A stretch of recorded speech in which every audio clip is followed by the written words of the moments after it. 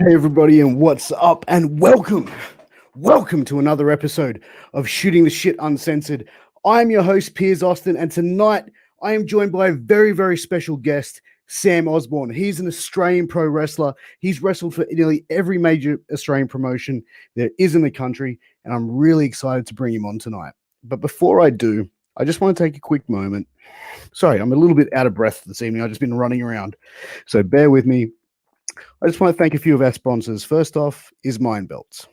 Now, Mind Belts, they are the best makers of championship belts in the world. If you want a custom championship belt or if you want a replica championship belt of your favorite belt, head over to Mind Belts on Facebook and contact Eddie and Ira Williams, and they will give you an amazing deal. They have special payment plans so you can pay off your belt over the period of time it takes to make till you get that title. They're absolutely amazing.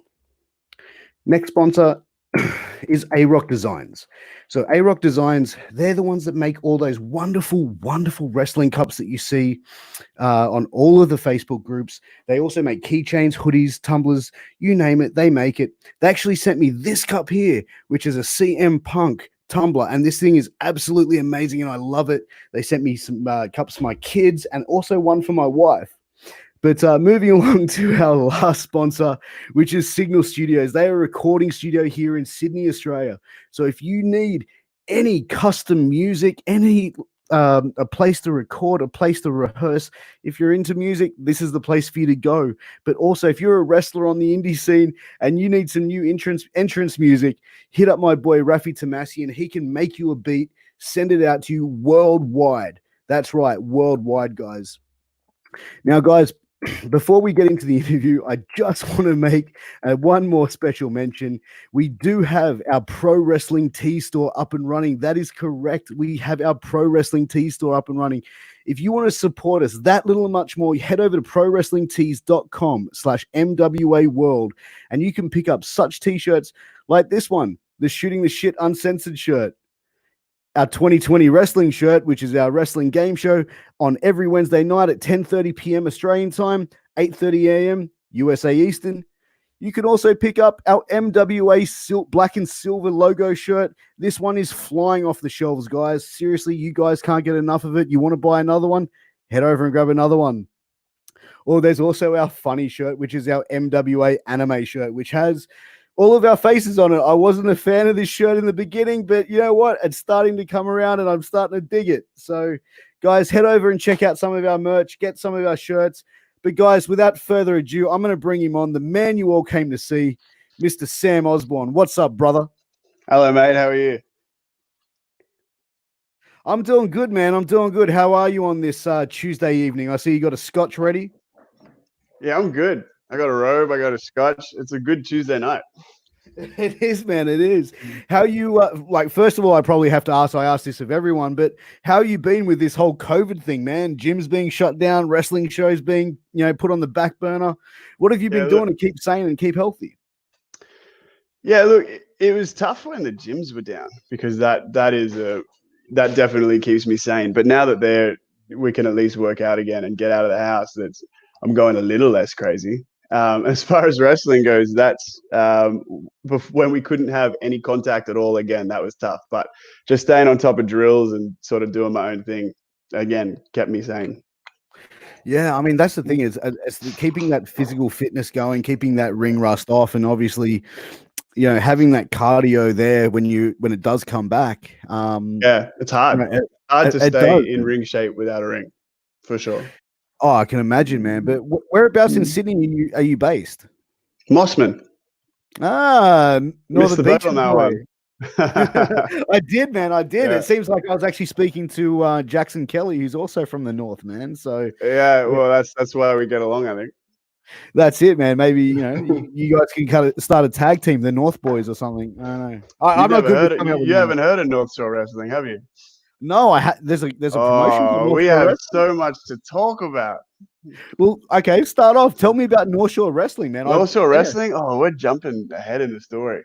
North Shore Wrestling is a stable that is formed currently at Newcastle Pro Wrestling with myself, William Kiedis, Jackson Kelly, and Tree Hugger Lucci.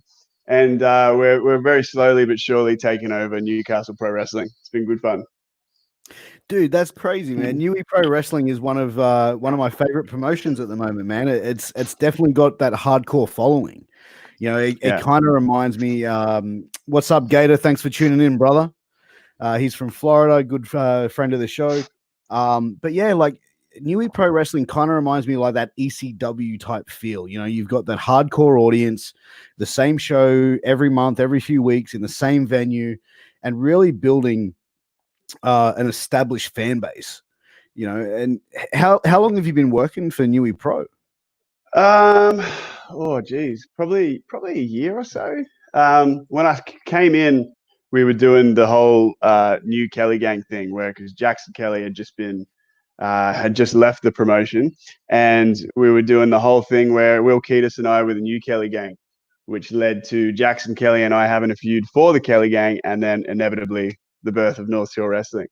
So what I will say is, yeah, you're quite right. They got a hardcore fan base, the same people that show up to every show. And unlike many of the other shows in Sydney, there's a lot of people who only go to Newey. You know what I mean? Like that. Obviously, they're a bit separated from a lot of the other shows. It's a bit of a longer drive, but Newey, you know, a lot of the audiences at other shows you'll see at all the shows. Newey's got a big fan base. Just go and see that, and they love it, and they're so passionate about it. And it is such a good show. Like there's so much good talent. It's so well put together, and it's really, really good fun to be a part of. Yeah, no, I've been to one Newey Pro show, and everyone that I've spoken to about Newey Pro just raves about it.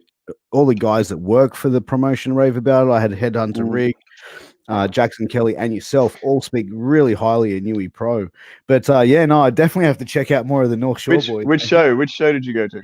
Oh man, you know what? It was a while ago. I can't remember the name of it. That's okay. I won't remember the number. If I try to put the number and matches together, it doesn't work for me. But I'll remember the card. What was the main? Do you remember? Oh man, I was pretty drunk at that stage. I think, man, I can't even remember. I can't even. It was a while ago. Yeah, it was one of the earlier shows, dude. Thank you, man. Thank you. The guy drinking the scotch is gonna forgive me for being too drunk one night. On a Tuesday. On a Tuesday, man. Exactly. Yeah. That's never a bad time for scotch. That's a gangster shit right there, man. I'm on H2O drinking out of my CM Punk cup here. So from your sponsor. I was paying attention. From my sponsor, from A-Rock Designs, man. Yeah, they can definitely. I think that's A-Rock Designs. A-Rock Designs, man. I'll put you in contact. A-Rock Designs. With them, More plugs. They're amazing. That's the first time anybody's ever called me gangster. I can imagine, especially being from the North Shore. Oh, yeah, exactly.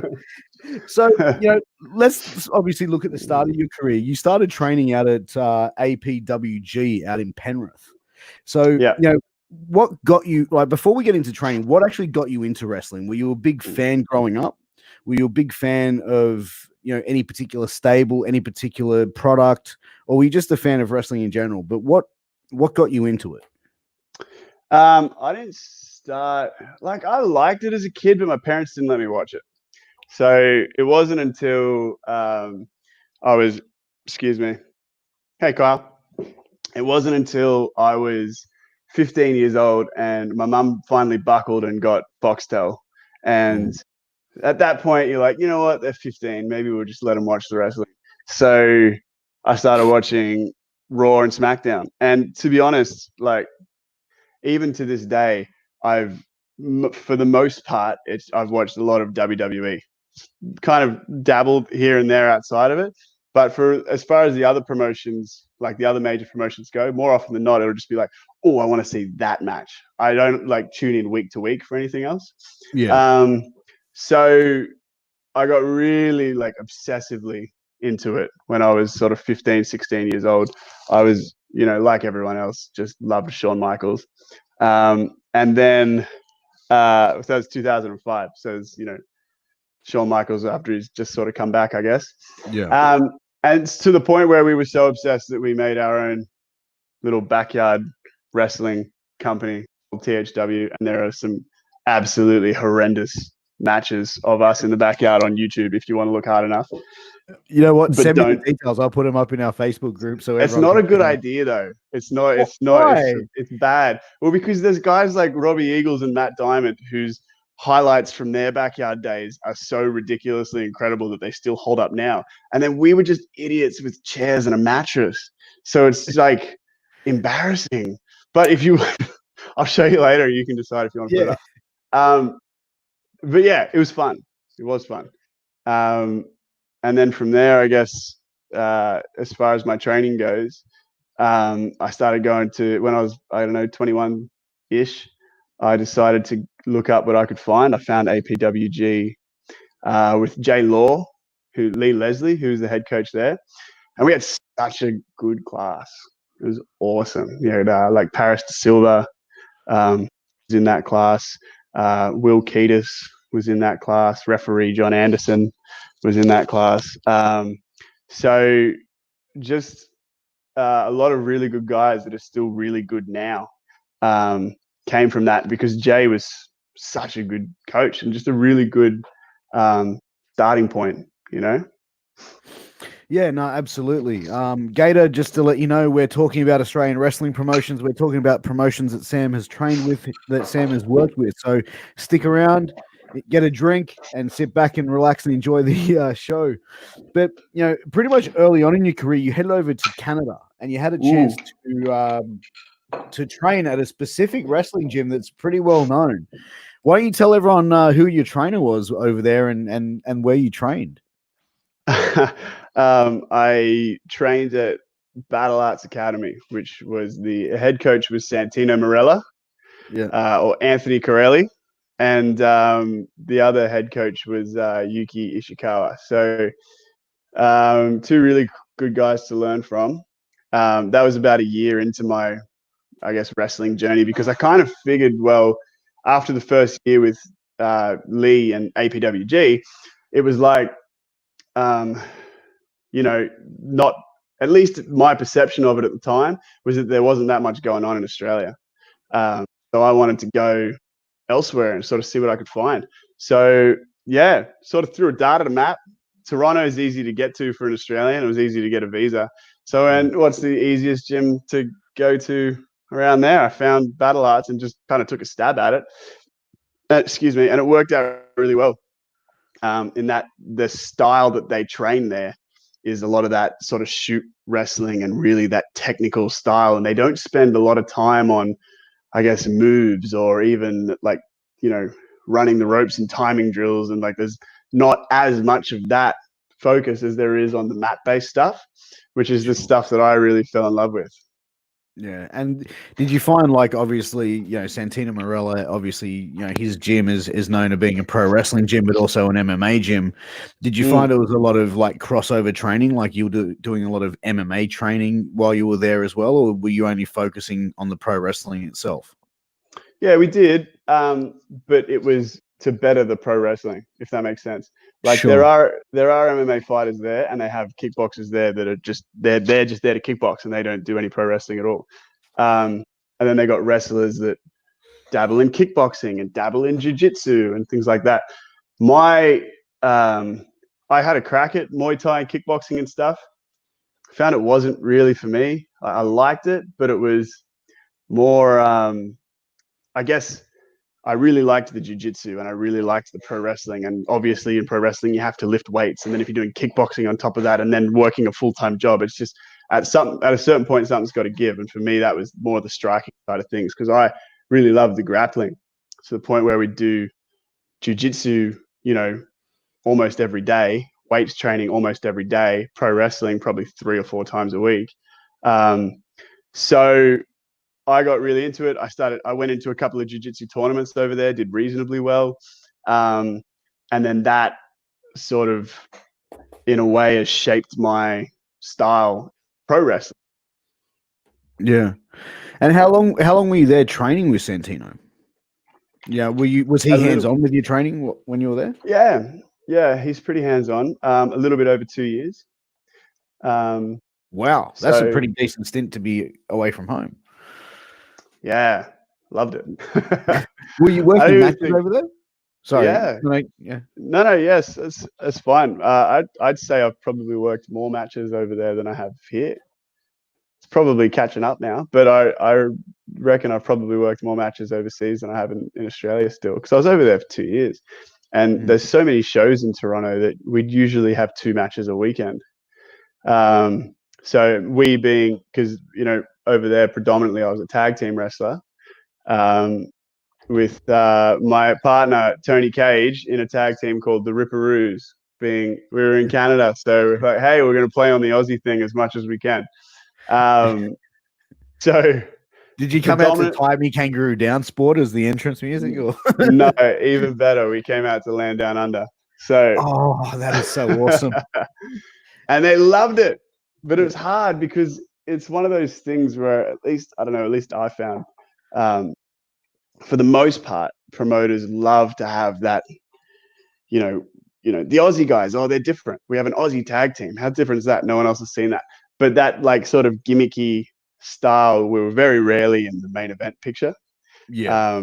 And me being an ambitious guy, I wanted to find a way to kind of, I don't know whether or not to say, find the seriousness in the gimmick so that we could kind of push that envelope a little bit, if that kind of makes sense. So yeah, I mean, what ended up happening was Tony got signed to Impact Wrestling. And then we sort of split and started doing single stuff. And then I tried to take the shoot wrestling aspect of my style and try to work into a little bit more of a more disciplined, like slightly more serious style to try and, I guess, crack that ceiling, if that makes sense.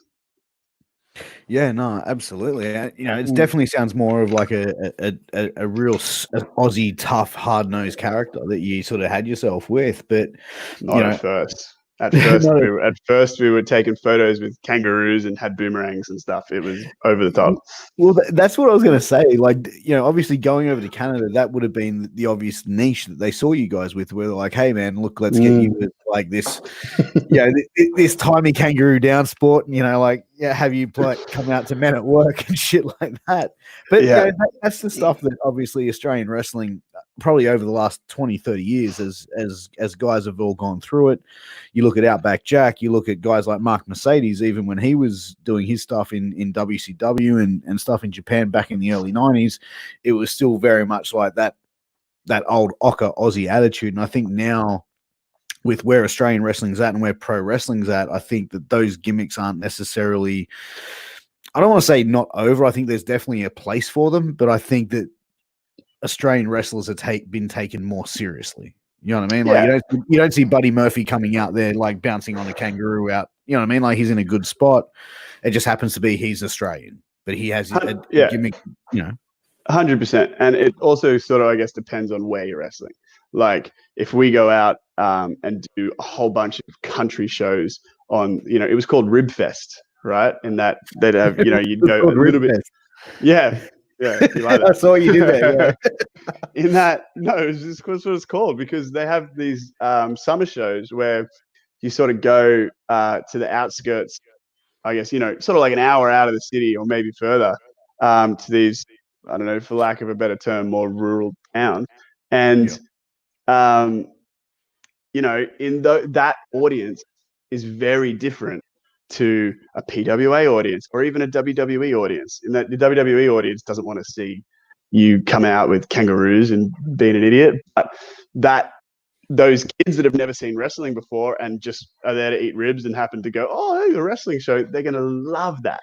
They're going to absolutely love that. So the audience is, depends. And that's, I guess those stereotypical gimmicks don't necessarily work everywhere. But they are going to work in some places. Yeah. And obviously wrestling always needs to be a variety show, in that if every single person comes out and is, I'm serious, I'm tough, and I'm going to win the fight because I'm the greatest fighter in the world, it gets very boring very quickly. But when you have these more entertaining, lighthearted gimmicks to break up the show, it does make the whole product better.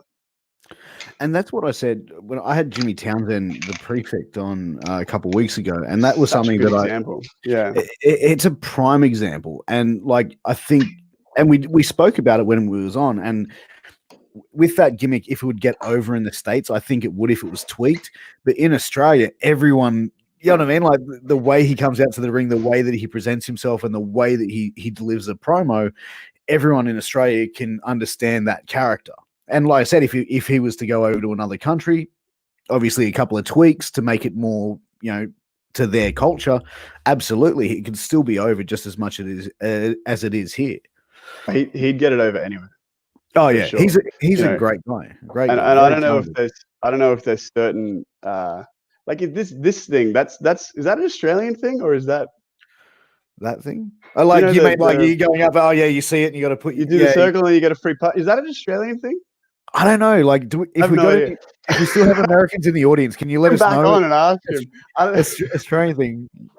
Gator, I'll send you a link, bro. I don't know if there's aspects of the character that's maybe, that's particularly Australian, but a schoolboy and a student is pretty universal. Like for any wrestling fan, there's no way he couldn't get that character over anyway. And those guys are so good at it, and they have such a good understanding of what to do when with their characters. Like even the way that in certain matches he'll have no offense but a schoolboy and it'll be perfect, and then in other matches he'll work his offense in such a creative way that it doesn't take away from his opponent at all. Like they're just so clever in how they do it. And especially he can get over anyway.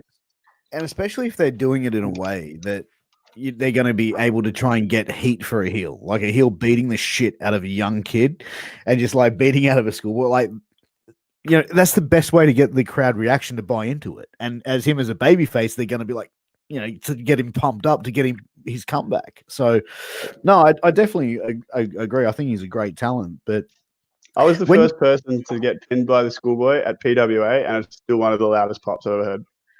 Really? Yeah, it's great. Just because I think, for people who don't know, I think we and I do want to get into when you come back to Australia from Canada, but I really just want everyone to explain what your character is and how it is, because I think Australian audiences, it's something different, it's something new. I think from American audience, it's something that they're probably a little bit used to here and there. Okay, but I want you to explain it. I'll sum it up in one sentence. That is, have you ever seen Wedding Crashers? Yes. Bradley Cooper. That's it. And I didn't come up with that. Quite honestly, I had the gimmick and I had bits and pieces here. And Robbie Eagles one time, when he was planning a match with somebody else at Newey, goes, "Hey, I was watching Wedding Crashers. Bradley Cooper, go study it." That's it. I was like, light bulb. And that was it. That's literally it. He's stuck up. He thinks he knows better. He's privileged. It writes itself. Yeah, I mean, especially like you look at that. It's almost like, and I apologize to the American audience, but it's kind of like that eastern suburbs type attitude. That sort of like, I'm just better than you because I live in Bondi. You know what I mean? Like exactly. That's exactly what it is. Yeah. My brother lives in Bondi, and I hope he's watching. And they were a case study. It was like that's legit. For those people watching in Bondi, I don't think you are dickheads. No, it was just. Maybe a lit. No, I'm kidding. I'm we kidding. Love you. I live in Osborne. Yeah. Hey man, I live in the Sutherland Shire, so you know what I mean. Like we're incorporating the east, the north, and the south, man. We're gonna fit everything. We're gonna piss everyone off. But coming back to Australia after 2 years in Canada, like how was that for you? Obviously, trying to get back into the Aussie wrestling scene for being away. For 2 years, obviously you'd only been training for a little bit before you went, and it's pretty much like Jackson Kelly. Like he went over to, Black and Brave and trained there for 12 months and came back here. But did you find it difficult when you were going to these promotions and saying, yeah, look, I've been training with Santino Marella for the last 2 years. Can I have a shot? Or, you know what I mean? Like, you know what I mean? Because I can just imagine that. No. I you know what I mean? Like, how was those conversations for you? Like, were people like going, yeah, right? Or were you sort of known at that stage that that's where you're off doing and that's what you were working on? I wouldn't say I was known. It was hard. It was really hard, actually, because I got on I'd say within Sydney, I got on pretty much everything except for PWA and NUI, almost right when I came back. And then just because I knew, thank you, Carl. Just because I knew a lot of guys from APWG, I knew people who were working in different promotions here and there, and they were able to help me out and get me booked. PWA and NUI is harder to crack, and rightfully so. It's just the talent is insane.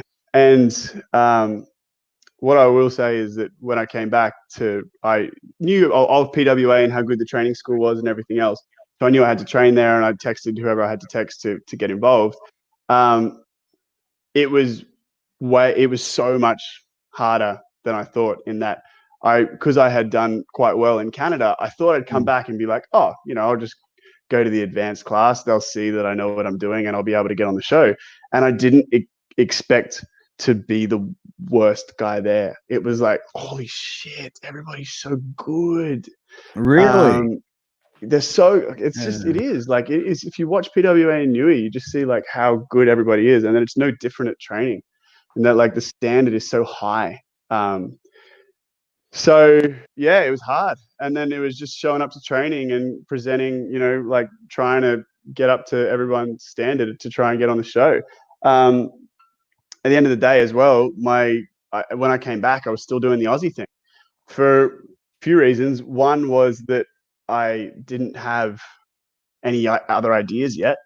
And two was because I was so dirt poor when I came back from Canada, because I stayed longer than I was supposed to, because I had an opportunity as a WWE extra. Oh, wow. And I really wanted to stay and do that. So, but when I was there for the last sort of like month or two, I wasn't working. So I ran out of money very quick. So when I came back, I was, no money, no job, and just kind of going, look, I can't afford to buy new gear. So this Aussie flag on my tights is going to have to do for now. I'm going to see what I can make of this. And the character, being the Australian in Australia makes no sense at all. We're all Australian, you idiot. It's not a niche, but you're in the situation where you did what you had to do in order to get to the next level. And I think totally. That's a good thing, And in that time, I still had some matches that I'm really proud of. Like I had some good matches with some really awesome guys in that time, but it's just not, it just, I don't know, it wasn't as good as it could be, because the character was boring, to be frank. Like I'm watching my own matches back and I'm bored, and I'm like, oh God, this needs to change. So yeah, eventually, through a little bit of trial and error, we had a few, failed experiments along the way, but through some trial and error, we eventually found the prize bull character. And then once we hit that, it kind of just took off from there. Yeah, and one of the questions that we have from Gator, he's from Florida, over in the United States. He says, wants to know your favorite match to have, singles or tag. So I think he wants to know if it's your favorite singles match and your favorite tag match that you've had. Oh, name my favorite singles and my favorite tag? Like the one that you've been involved in. Oh, I'm going to say two for the singles, because there's my favorite match in Canada was when Tony and I had our Ripperoo breakup match. In that, this was this silly Aussie gimmick, but it had gotten over so much with this Battle Arts crowd that when Tony was leaving to get signed with Impact and I was staying, there was actually really emotional moment. We had this promo where we just kind of did it all off the cuff and just actually had an honest conversation with each other in the ring. And the fans were so invested in it that the next month when we came back and had the match, we had this really, really strong match that they were really with us along the whole story. And just because, he's one of my best mates, sometimes like we had really high expectations for it and it came off was really nice. So that was a really cool moment. Probably one of my favorites. And then, but I would say my favorite match in Australia, for very different reasons, was at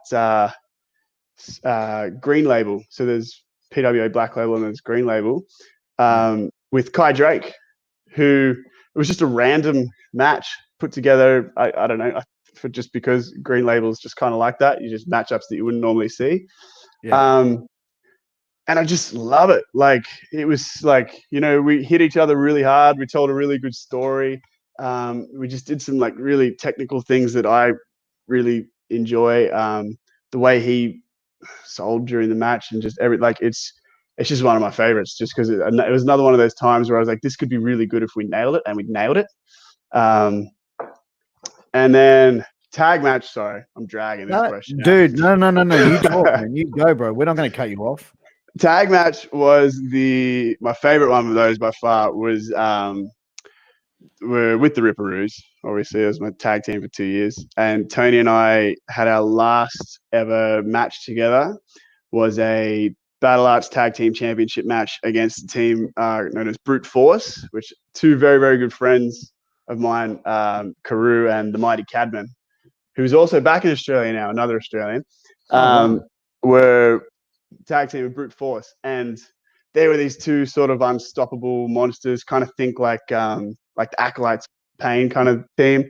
Authors of Pain? Authors of Pain, Acolytes, yeah. That sort of vibe.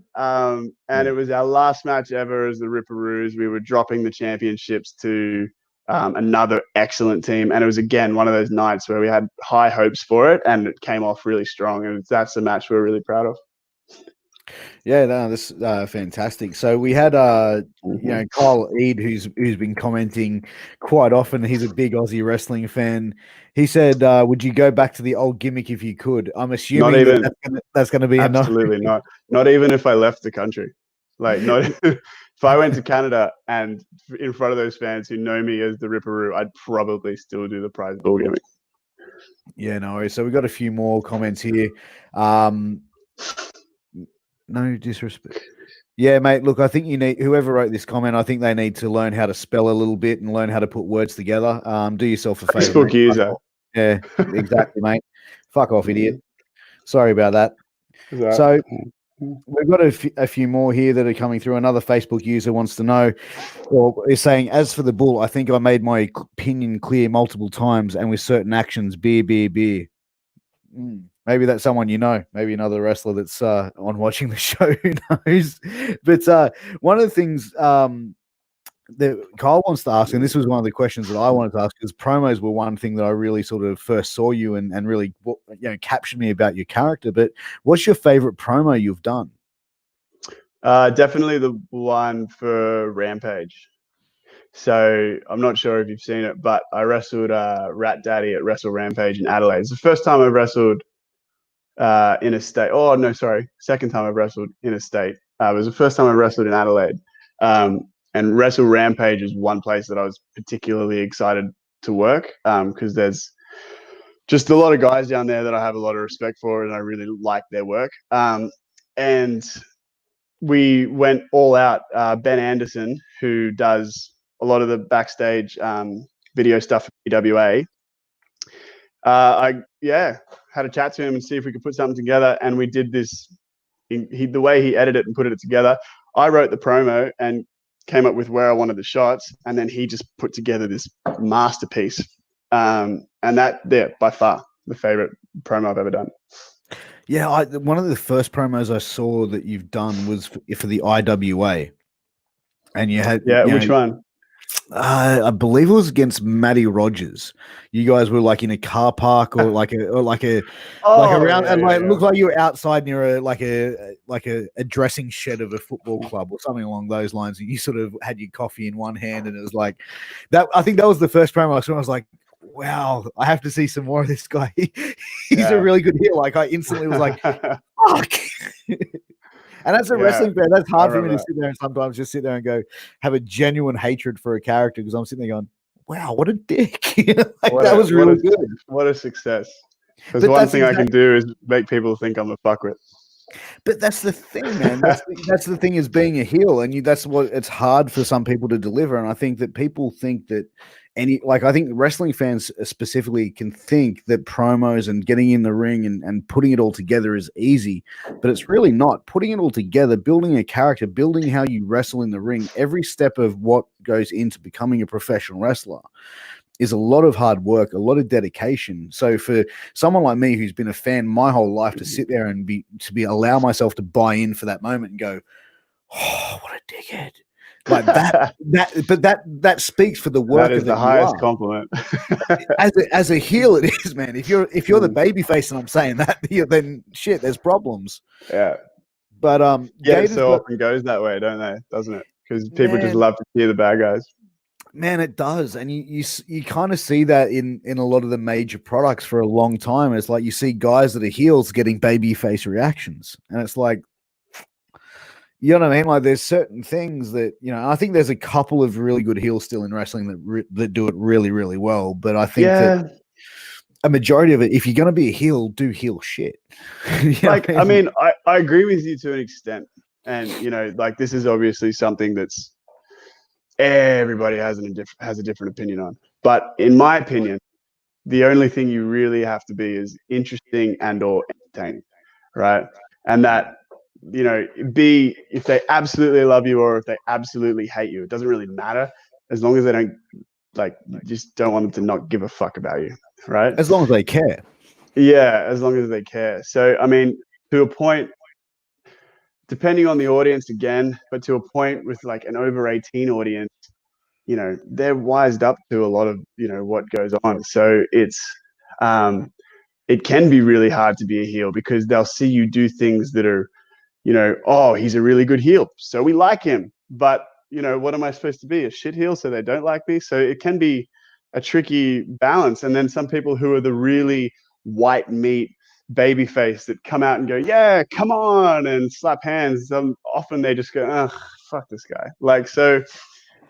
Yeah, I mean, there's so many good wrestlers. I mean, you look at, and I'm going to use it as an example, Adam Cole. Like, to me, I'm a huge Adam Cole fan. I think he's great. But when I see him come out, like, as a heel, like, he's getting the crowd chanting along with him. Is he really a heel? Like, you know what I mean? He's doing heel shit, but he's getting over as a face. And that's where it's that's the eternal debate, isn't it? But you'll watch his match because he's fucking awesome. Absolutely. So, yeah, I don't have the answer to that. I just have my own opinions, and that is that. But as a heel, do you care that if the whole crowd is cheering you, or are you the sort of person going, "Fuck, how am I going to get this heat? How am I going to get the shine for the babyface here?" Like I'm not really like. Obviously, it's very important to me that the babyface gets over. That's but like if I was the babyface, it'd be important to me that the heel gets over. Like it's important that the match gets over. So to me, it's not necessarily not always about babyface, good guy, bad guy. What's interesting to me is this is a fucking interesting character. This is an interesting character. Let's how they interact is interesting. And that's why you can watch so often you'll see a babyface match and you have to pick a side really. But it's more just, I don't know if are you trying to think of an example. You're Dragon Ball Z guy? Nah, but you'll see let's say you see, when Goku and Vegeta are both good guys, but when they piss each other off and they want to fight, those are the episodes where you're like, fuck yeah, this is awesome. It doesn't have to be good guy versus bad guy. It's just like these are two super interesting characters and the way they interact is interesting.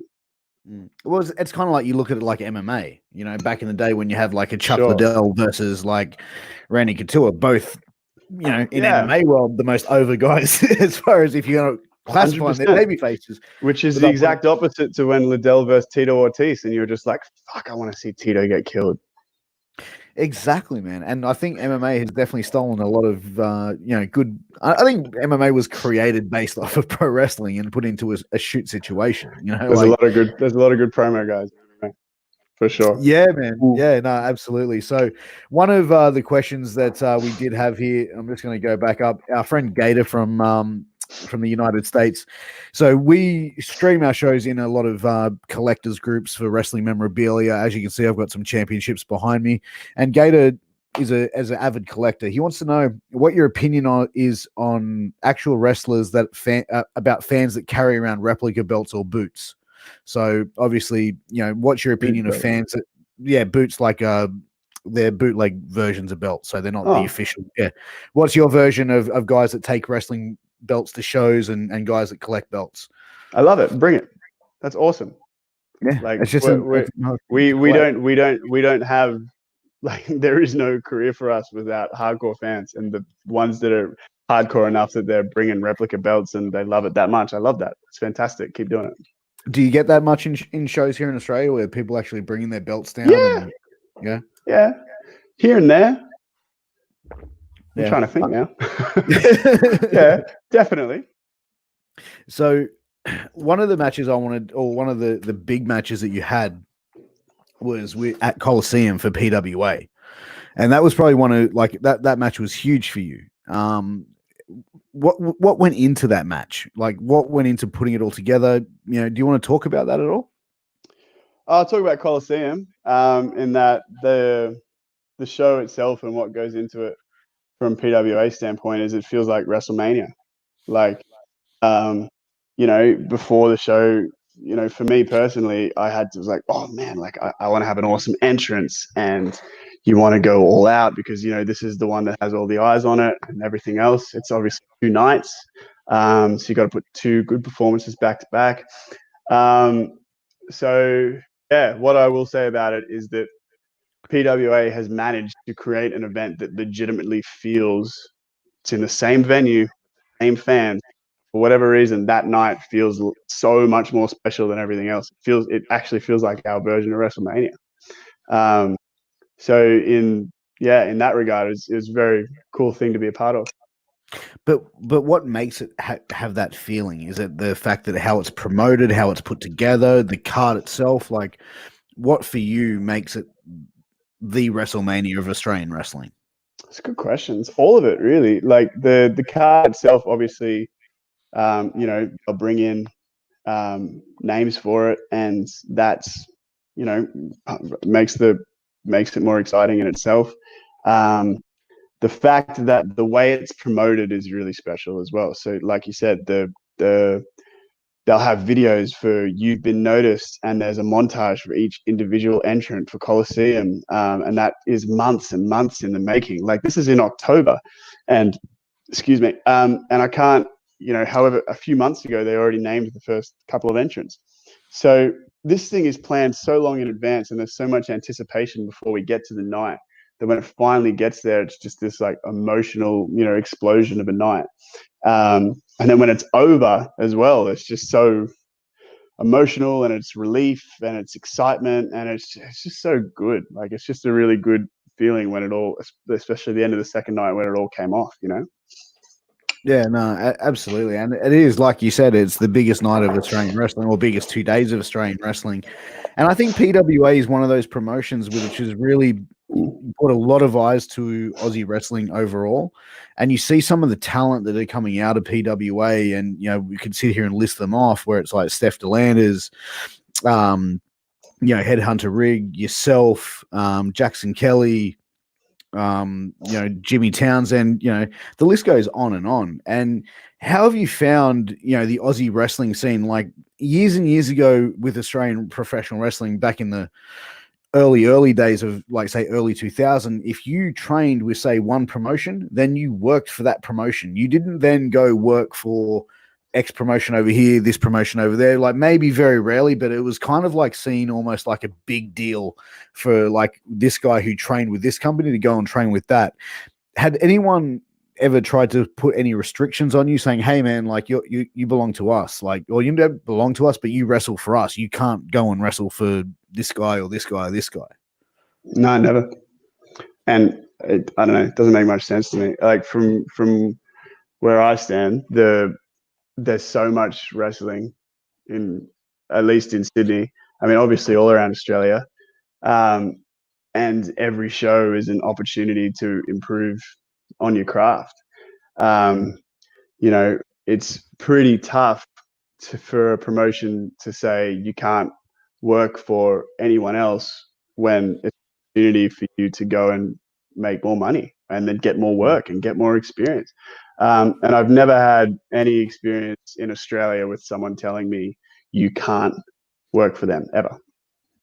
No, that's good, man. I'm really glad to hear that, because like I said, that I think that was like, I know that was going along a lot back in those early 2000s, late 90s sort of time. And, you know, I never understood why someone would put restrictions on someone, because like the shows were decent. There was always good talent, but you know, by stopping your talent going and working with other talent, you're stopping them from improving and essentially stopping from having better shows for yourself, like for that promotion. Would you agree? Yeah, totally. And I can't speak. I didn't, until you told me that, I didn't know that was a thing in the 90s and early 2000s. So, yeah, I can't speak to that at all. It's not my experience. So, as far as Aussie wrestling goes, who are some of the guys that you've really looked up to since you've got into the business that have really been able to help your career and sort of help you sort of evolve? You mentioned Robbie Eagles, and obviously he's definitely a big sort of part in your career. But who else from the Australian scene has really sort of been someone either taking you under the wing or someone that you've really been able to look up to? Robbie, definitely. He's a coach as well. So, you know, at PWA, you know, the main coaches, at least for me, have been Robbie, Mick Moretti, and Madison Eagles. And those three, it's insane. Like they're so world class. And it's the best, you know, like I said, I trained at, you know, I've been to sort of 3 or 4 different schools. And it's so over and above every other training I've ever done. And they're very good role models and very good talent and still active wrestlers who are leading by example. So definitely those three I look up to a lot. And then, you know, another person who's helped me out a lot is AJ Istria over in Adelaide, because he's he's at Rampage, and he's another battle arts guy, or he was there for a few months, right? But that style is very much him, and he's within that sort of style of wrestling. He's really, really strong. He's definitely one of the strongest guys at that in the country. So I have a lot of admiration for his work, and as a person, he's helped me out a lot and just been a really good mate. So yeah, those would be the names that come to mind for sure. Yeah, and who are some of the guys from the Australian scene that you'd really like to work? Who are some of the guys you'd like to get in there and mix it up with, and that you think that you could learn from or just have a great match with? Good question. Let me put it like this: guys that you haven't worked before. That I haven't worked before. That you haven't worked before. That you sit there and you see and you go, you know what? We could tear the house down. We could make some magic. Istria for sure. Yep. Over in Melbourne, I'd really like to work with the Brat Pack guys, whether or not in a tag or either of those guys in a single. I really like their work. And then over in Perth, you know, like Damian Slater and Davis Storm and those guys would be, they're the names that sort of come to mind where like, yeah, like I just really love to get in, because, you know, the way you get better is by working with people who are better than you. So that, yeah, and those guys are, you know, the best around. So it'd be really cool to get in with those people in particular. Have you got any desire to head back overseas and do some more training or do some shows maybe in the US, Canada, Japan, the UK? Obviously, once COVID sort of...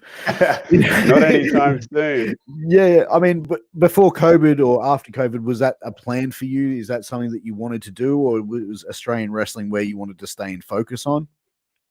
Well, I will say that when I first came back to Australia in, I think it's 2018, the plan was to stay for just a little bit and then go to the UK.